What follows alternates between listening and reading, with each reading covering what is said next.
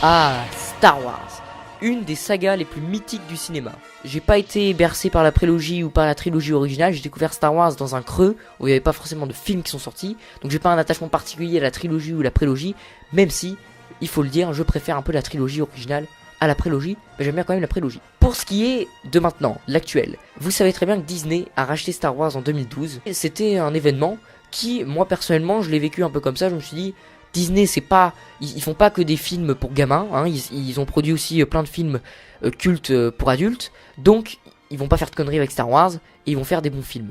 Et Star Wars 7 est sorti en 2015, et personnellement, ça a été un petit peu une déception, mais avec le recul. C'est-à-dire que quand je suis sorti de la séance, j'étais plutôt satisfait de Star Wars, j'étais plutôt content, tout simplement parce que Disney, sur ce film, a appliqué une formule que j'appelle un peu la formule Marvel, c'est-à-dire que tant que le film est fun, suffisamment divertissant, et bien il passe crème aux yeux des spectateurs. Sauf que quand on y voit un peu du recul, bien sûr qu'il y avait plein de plagiats de l'épisode 4, tout le monde l'a dit ça, mais il n'y a pas que ça. C'est pas juste un plagiat de l'épisode 4. Ok, oui, c'est totalement ce remake là, mais finalement c'est pas si dérangeant que ça, si l'histoire va nous apporter des nouveaux personnages très intéressants, et si l'objectif, je pense, que DJ Abrams voulait fixer avec ce film, c'était un petit peu de revivre les éléments du passé pour mieux faire avancer leurs nouveaux personnages. Leurs nouveaux personnages ont un début cool, mais il faut vraiment les développer, sinon, les films vont être un peu moins bien si on n'a pas des personnages attachants qu'on a envie de suivre. Certains étaient intéressants, Finn était intéressant, c'était un ancien Stormtrooper qui avait déserté le premier ordre et qui s'est rendu compte que c'est un peu de la merde le premier ordre. Rey, c'était une Luke Skywalker mais déjà trop badass, qui avait déjà appris les Jedi, enfin c'était quelque chose de différent. Poe Dameron aussi c'était différent. Mais il y avait un autre truc qui me manquait à ce film, autre que des personnages qui étaient développés mais sans plus, c'était aussi l'absence de contexte politique. Alors je veux bien qu'on n'ait pas tout le blabla de la trilogie de la prélogie, mais il faut pas non plus oublier qu'il y avait des films avant. Parce que quand on démarre le film, on a vraiment l'impression de revenir à la trilogie originale, en mode ça y est, c'est Empire contre Rebelle, ils ont juste changé vite fait les noms, mais voilà, c'est un peu ça. Tandis que non, il y avait une république à la fin qui était construite, d'un coup elle est détruite comme ça, enfin c'était un peu bizarre. Du coup, je suis ressorti de ce film un peu déçu. C'était divertissant, il y avait des bons moments, des personnages qui étaient pas très développés, et un contexte politique absent, et le besoin de faire quelque chose de nouveau. Du coup, ce film Star Wars 8, il était très attendu au tournant, pour savoir quelle direction allait prendre la saga. Est-ce qu'on allait voir enfin des personnages un peu plus développés? Qu'est-ce qu'on allait voir des anciens personnages de la trilogie originale? Beaucoup de questions se posaient.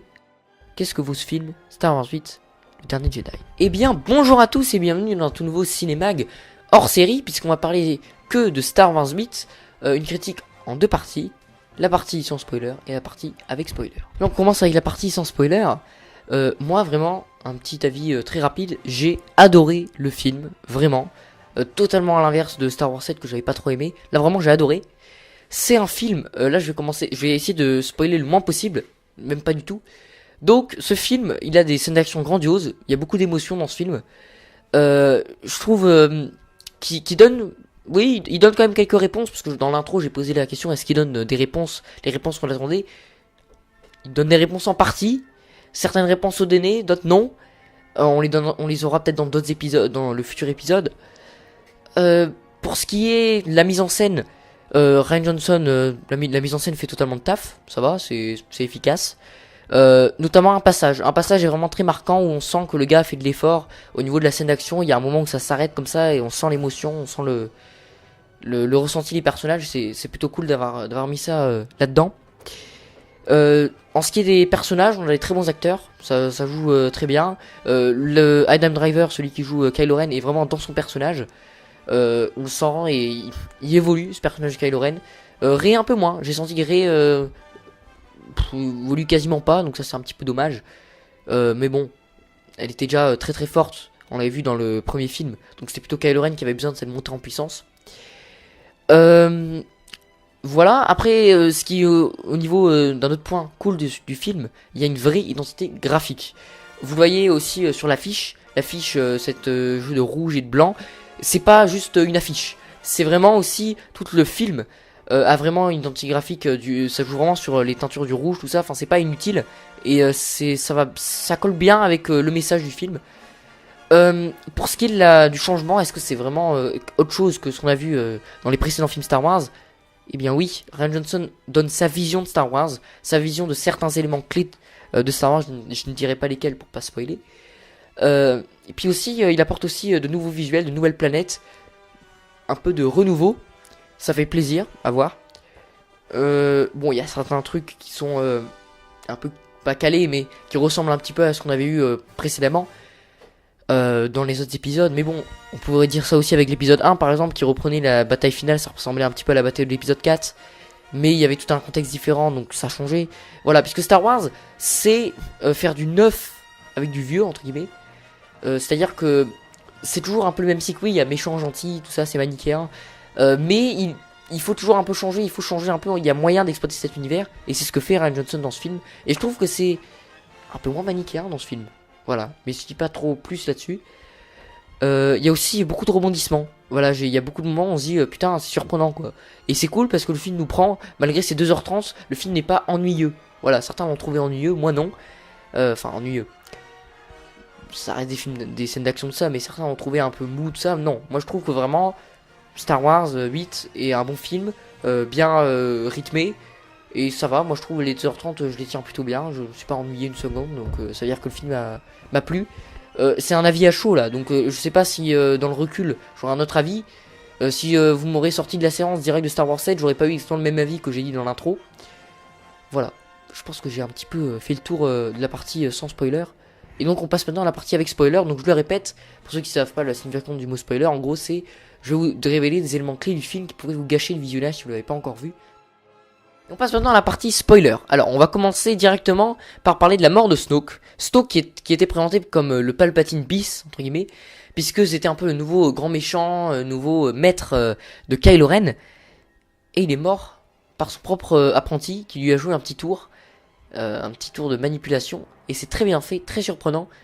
Et voilà, on casse avec les codes. Ça va sûrement diviser les fans, parce que certains fans voudraient voir Snoke, voudraient voir les origines de Snoke, tout ça. Mais ce mec là, voilà, c'est une sorte de Palpatine bis, on n'a pas besoin de voir ça. Si, il faut être un minimum objectif, un minimum pas de mauvaise foi. Si on dit qu'on veut pas revoir la même chose, qu'on veut pas revoir l'épisode 4, eh bien alors, il faut dire qu'on veut pas revoir cette chose maître apprenti. Non, maintenant Kylo Ren bat les couilles, il prend le pouvoir, entre guillemets, il défonce son maître, et du coup il va totalement vers le côté obscur, et il prend vraiment de l'importance, et ça devient un méchant, un grand méchant. Et c'est cool parce qu'on va avoir une nouvelle version de Star Wars, une facette qu'on n'avait pas encore explorée. Et c'est très stylé. D'un point de vue mise en scène, cette scène-là, c'est une des meilleures scènes du film. D'abord, on a Snoke qui maîtrise justement Rey, qui avec la force, enfin, il a l'air trop badass. Et du coup, Kylo Ren, par un petit jeu de dialogue qui est assez sympa, assez bien écrit, le dialogue qui précède la mort de Snoke. Excusez-moi. Donc, Snoke, donc qui meurt, voilà, par un petit coup de sabre laser stylé. Et puis après il y a un petit combat avec les chevaliers rouges, je sais pas, les protecteurs de Snoke rouges qu'on avait déjà vu pour Palpatine. Donc voilà, au moins on supprime cette partie, on fait quelque chose d'original. Et je pense que c'est une bonne nouvelle que Snoke est mort, même si c'est vrai qu'on aurait pu apprendre sur son passé. Mais bon, ça fait avancer le récit et c'est ce qu'il faut, faire avancer le récit et faire quelque chose de nouveau. Ensuite, Rian Johnson livre quelque chose de nouveau sur la vision de la Force. La Force a toujours été mis un peu en mode c'est c'est que les Jedi qui peuvent avoir la Force, c'est un peu réservé à l'élite, la Force, enfin que les Jedi. Je dis un peu de la merde, que les Sith, les Jedi, ce genre de choses. Là, c'est tout le monde peut avoir la Force, elle se balade un peu partout dans la galaxie, elle peut intervenir à n'importe quel moment, à n'importe qui. Et c'est plutôt sympa de faire une autre vision de la Force comme cela, et c'est plutôt cool. Voilà, parce que Rey, on apprend que c'est pas du tout la fille d'Obi-Wan Kenobi ou je sais pas trop quoi, non. D'après Kylo Ren, on sait pas s'il ment ou pas, on verra ça dans l'épisode 9. Mais d'après lui, c'est juste une fille de vulgaire fermier, donc gentiment banal. Et c'est plutôt bien comme ça, parce que ça apporte quelque chose de nouveau. Encore une fois, nouveauté, c'est ce qu'on veut on a envie de voir de la nouveauté. Ensuite, on va parler un peu de Luke Skywalker qui meurt dans ce film. Luke Skywalker qui a une approche qui est très cool, je trouve. Puisque on le retrouve, oui, ça fait une cassure par rapport au mythe du bon héros, tout ça, mais sa première scène, en gros, c'est Rey qui lui tend le sabre laser et lui, il le lance, il s'en bat les couilles du sabre laser, quoi. Il veut plus être Jedi, il en a fini avec Jedi, simplement parce qu'on apprend qu'il a fait une erreur. Voilà, c'est lui c'est à partir à cause de lui que Kylo Ren est passé du côté obscur. Donc, il a des remords, il veut pas revenir. il en a marre des Jedi et il a une vision assez intéressante parce que il dit en gros c'est à cause de leur orgueil que les Jedi ont chuté. Voilà, c'est pour ça que Palpatine a pris le pouvoir dans la prélogie. C'est parce que l'insouciance des Jedi. Et du coup lui, c'est pour ça que le titre est là, les derniers Jedi. C'est vraiment on fait une rupture avec les Jedi, on veut plus avoir ça. Et c'est Yoda, ouais, parce qu'on a un caméo de Yoda en fantôme, c'est trop bien, c'est génial ce moment. Je m'attendais absolument pas à Yoda qui arrive au KLM. Et en gros qui donne le dernier, comme ce qu'il a fait pendant pendant la trilogie originale, le mentor de Luke vient donner une dernière élan en mode il faut que tu aides quand même un peu la résistance. C'est pas la fin des Jedi, il faut un nouveau cycle, une nouveauté, quelque chose de nouveau. Et du coup Luke Skywalker qui à la fin livre une dernière bataille pour sauver la résistance. Et c'est très stylé cette bataille de fin. Voilà, on est sur une planète jolie, super planète, rouge et blanc, enfin, voilà, comme l'affiche. C'est pour ça que j'ai dit que l'identité graphique, elle est pas là juste pour faire beau. Voilà, il fait un combat avec Kylo Ren, tout ça, et puis il meurt en paix. Voilà, un peu à la manière d'Obi-Wan Kenobi sur sa planète avec les deux soleils de Tatooine pour faire un bel hommage à une des planètes les plus mythiques de Star Wars. Il est comme ça, il est au calme comme ça, et puis il meurt en paix. Et oui, c'est triste qu'il meurt, mais d'un autre côté, il faut faire une rupture avec le passé. Il n'y a plus les deux grands maîtres, entre guillemets, Luke Skywalker d'un côté et Snoke de l'autre, tous les deux morts. Et on va se concentrer sur Rey et donc Kylo Ren.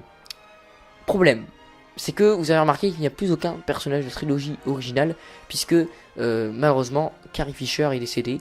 D'ailleurs, repose en paix Carrie Fisher.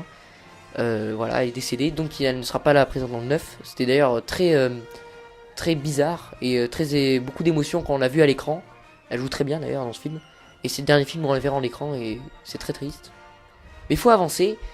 Et le problème, bah, c'est que, comme vous l'avez vu, il n'y a plus aucun personnage de la trilogie originale. Et les personnages de la nouvelle trilogie, bah, ils sont pas très développés quoi. Il n'y a pas énormément plus de développement que ça. Du coup, c'est un peu le problème. Il faut qu'on ait les personnages avec lesquels on s'attache. Mais c'est pas encore seulement réussi. Donc, bah, ça pose un petit problème. Qu'est-ce qu'on peut parler d'autre dans ce film? Bah, le renouveau, je parlais tout à l'heure des Jedi, comme quoi ça allait renaître. Et bien, on sent le toute fin du film, on voit un garçon qui prend comme ça un balai avec la force. Donc ça montre qu'il y a une nouvelle génération de Jedi qui va arriver. Il n'y a pas que des points positifs dans ce film, bien sûr. Il y a aussi les points négatifs, j'en ai déjà dit par rapport au nouveau personnage, mais il y a aussi Disney qui a voulu un petit peu mettre sa patte et qui a voulu faire une sorte de défense sur la cause animale. Alors c'est très cool de faire une défense sur la cause animale, mais c'est un petit peu maladroit et c'est un peu mal amené parce que toute la séquence dans le casino sert un peu à rien, on est d'accord. Parce qu'à la fin, à la fin, c'est juste ouvrir une vulgaire porte dans un des vaisseaux de l'Empire et il faut que ça prenne au moins 40 minutes de récit et c'est un peu contraignant. Et puis voilà, il y a une scène avec une sorte de chevaux de l'espace un peu chelou qui s'échappe comme ça. Et c'est un peu fait maladroitement. Ok, c'est pour défendre une bonne cause. Mais est-ce que ça a la place dans un Star Wars? Pas vraiment. Voilà, je pense que j'ai oublié certains éléments, je pense. Mais dans l'ensemble, Star Wars est un très bon film. Beaucoup de rebondissements, quelques points négatifs. Est-ce que l'épisode 9 va être bien? Là, c'est un petit problème qui se pose. C'est-à-dire que autant la trilogie originale et la prélogie étaient écrits tous en même temps, voilà, c'était une trilogie quoi. Là, c'est J.J. Abrams, il a réalisé un premier épisode. Là, c'est Rian Johnson qui a pris la suite. Et après, J.J. Abrams, il y a deux visions qui un peu se battent en duel entre guillemets. Et du coup, je sais pas trop comment ça va se passer dans l'épisode 9. Comment ça va se finir. Parce que j'ai vraiment l'impression qu'il n'y a pas grand chose à raconter en fait. Ok, peut-être qu'il va y avoir une nouvelle génération de Jedi. Peut-être que ça va se passer 10 ans après. Pour expliquer la mort de Leia Organa. Rey aura formé une nouvelle génération de Jedi. Ok, ça va être un combat. Rey va défoncer Kylo Ren, je suppose, puisque les gentils gagnent. Et voilà. Ouais, ok, ouais. Ce film est vraiment intéressant, il propose vraiment une vision différente, mais est-ce que le 9 va être bien? Bah, j'ai un peu des grands doutes. J'espère que J.J. Abrams va pas nous faire un retour du Jedi remake, ça va pas le faire du tout. Il faut qu'il fasse un nouveau truc. Voilà, je pense que j'ai tout dit sur Star Wars 8, j'ai peut-être oublié des trucs. Si j'ai oublié des trucs, vous pouvez dire dans les commentaires si vous voulez un avis sur tel ou tel truc, vous pouvez me le demander et je vous répondrai. Voilà, je pense que j'ai fait le tour. Donc c'était un gros cinémag, un gros paquet par rapport à Star Wars 8. J'ai fini la critique. Merci beaucoup d'avoir suivi jusqu'au bout. Moi je vous dis à une prochaine fois. C'était Tom pour Cinémo. À la prochaine.